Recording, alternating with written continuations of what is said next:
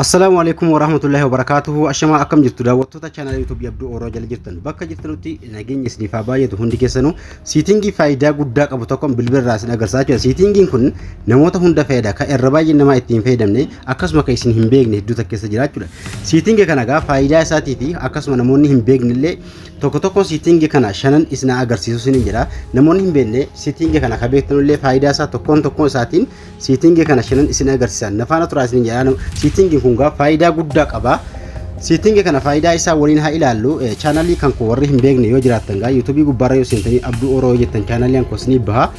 Channel YouTube irratti bakka waa bariisan seenu hanga Abduu Oroo jettanii eega search gootanii chaanaliin kosni baha. Namoonni subscribe hin godhin subscribe ka jettu kana yeroo gootan all ka jettu gubbaa kaa'uu hin dagatin asin jaa namoonni haaraa taatan video an gadhiisee akka nama hunda dura isin bira gahuugaa subscribe yeroo gootan all ka jettu gubbaa kaa'uudha hin dagatina video barnoota waa'ee bilbilaa wal qabate hedduu agarsiisan jira isin jira. Chaanalii kana meejjila galaatiin namoota hedduu bira akka gahu video like share godhame akkasuma chaanalii kana video sa hedduu lalamaan jiru. Kanaaf videoon kun akka namoota hedduu bira gahuugaa like tuqu akkasuma share gochuudhaan namoota hedduu bira akka gahu godha chaanalii kana isin jira.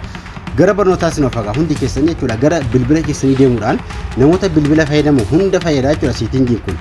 Siitingii kana gaa haala kamiin akka itti fayyadamtanuuf haala kamiin siitingiin kun isin gargaaru jechuudha. Siitingiin kun faayidaa guddaa qaba. Bilbila keessan foormaatii dibbata isin jalaa ta'uu danda'a.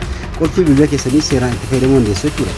Faayidaa siitingii kana ilaaluudhaaf gaa siitingii gara eega seentanii bilbila keessa irraa gaa ola xaa'uudhaan gaa look screen ka jedhu tuquudhaan gara keessanii seentu. Look screen tuquudhaan gaa security look siitingii ka jedhu tuquudhaan paatarnii bilbilaa yoo isin gaafate itti naqu paatarnii bilbila keessanii jechuudha. Inni tokkoffaan egaa make pattern visible kun on yoo gootan paatarnii bilbilaa yeroo bantam karaalee isin qubaan haxooftan ni mul'ata jechuudha. Kana yoo on gootan isaan ni mul'ata. Kanaafuu off gochuu yookaan on gochuun itti fayyadamuu dandeessu. Karaa isin paatarnii haxooftan akka hin mul'anne yoo barbaadan haala kanaan off gootu jechuudha. Kalamaffaa auto lock when the screen is turned off ka jedhu kun bilbila keessa yeroo isin harkaan haxooftan yeroo gorogortan fakkeenyaaf yeroo waa ilaaltan irratti bilbila kan keessan gaa yeroo sana waa ilaaltu garuu yeroo isin waa ilaalle akkasuma yeroo isin lafa keessanii sekoondii meeqatti kan dhaamu screen isaa sekoondii 15 sekoondii 5 sekoondii 30 jedhee tarreessa daangalee kana jechuudha. Yeroo isin waa takka ilaalle akkasuma yeroo isin lafa keessan ifti screenii bilbila keessanii sekoondii 5 gahee ni dhaabbata waan ta'eef ka awwalaa kana sekoondii 5 kan jedhu kaa'uu qabdu jechuudha. Yeroo isin haxaa'u yookaan itti fayyadamaa hin jirre yeroo isin lafa keessan sekoondii 5 gahuun ofiin dhaabbata. Yoo dhiqata kana malee sekoondii biraarra jiraate baatirii bilbila keessanii fixuu danda'a waan ta'eef irra galaa sirreeffadhaas ni jira. Luu kanaan ka sadeessaa kun jechuudha. Haala kanaan oonii ta'ee kaa'uu qaba jechuudha. Akkasuma screenii bilbila keessanii gaa paatarnii akka nuuf hin cufu ni godha. Sekoondii 5 yeroo gahe akka inni paatarnii ofumaan cufu jechuudha. Paatarnii yookaan waan isin cufattanii qulfii akka inni isin gaafatti godha jechuudha. Kan lammaffaa kun gaa ka sadeessaa kun asirratti auto factory reset kun faayidaa guddaa qaba. Garuu ofirraa cufuu qabdu jechuudha. Faayidaa guddaa qaba jechuun koo yoo isin oonii gootan isin balleessuu danda'a. Wanti kun guyyaa takka bilbila keessan paatarnii isaa irraanfattanii yookaan paatarnii isaa dogoggortanii si'a 15 yeroo isin itti mokkortan si'a 10 ol jechuudha. Faayilii isin bilbilaa qabdanuu viidiyoo isin qabdan hundi foormaatii isin jalaa ta'uu danda'a jechuudha. Namoonni biraa dudduuba keessan bilbila keessanitti paatarnii dogoggoraa yoo mokkoran isin jalaa foormaatii ta'a jechuudha. Kanaafuu auto factory reset kana foormaatii akka bilbila keessan hin taane paatarnii si'a meeqatti mokkortan illee akka inni foormaatii hin taaneef ofii ofirraa gootu jechuudha. Yoo isin oonii gootan faayilii isin jalaa baduu danda'a isin jira.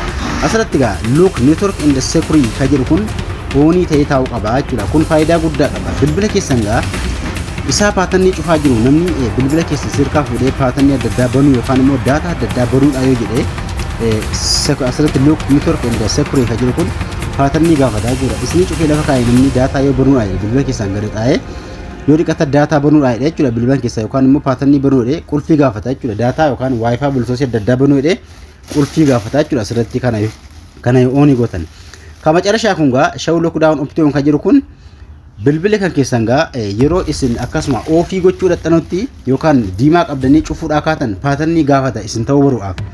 Inni macarashaa kun yeroo isin bilbila keessan tan off gootanii yookaan xirree qabbalim yookaan ofii gochuu kaatan paatarnii yookaan immoo piinii isin bilbilaan qolofattan isin gaafata jechuudha. Yoo isin kana oonii gootan piinii sana isin gaafata abbaan bilbila cufaaru isin ta'uudhaaf dhiisuudhaaf piinii yookaan paatarnii bilbilaa isin gaafata jechuudha. Kama macarashaa kun kanaafuu siitingiin kun faayidaa guddaa qaba. Namoonni hangoonaa hin beekne yoo jiraatan haala kanaan itti fayyadamaa isin jira.